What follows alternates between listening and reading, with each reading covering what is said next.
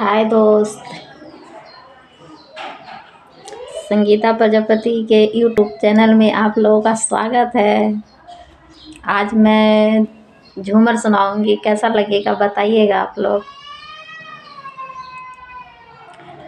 तीसिया के खेतवा रे मिसिया हे रैली सरसोईया खेतवाना, सरसोईया खेतवाना मोर नाथिया हे रैली सरसोईया खेतवाना, मोर नाथिया हे रैली सरसोईया खेतवाना।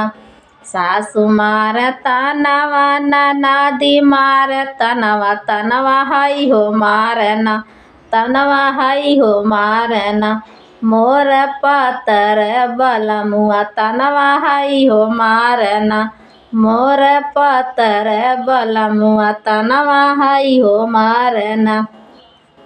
तीसिया के खेतवा रे मिसिया हे रैली सरसोईया खेतवाना, सरसोईया खेतवाना मोर झुमका हे रैला सरसोईया खेतवाना, मोर झुमका हे रैला सरसोईया खेतवाना।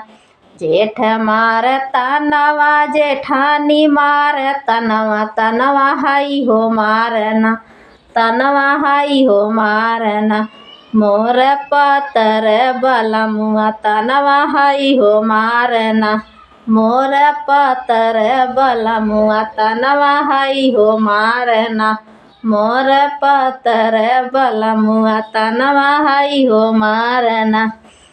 तीसिया के खेतवा रे मिसिया हे रैली सरसोईया खेतवाना, सरसोईया खेतवाना मोर झूलनी हे रैली सरसोईया खेतवाना, मोर झूलनी हे रैली सरसोईया खेतवाना।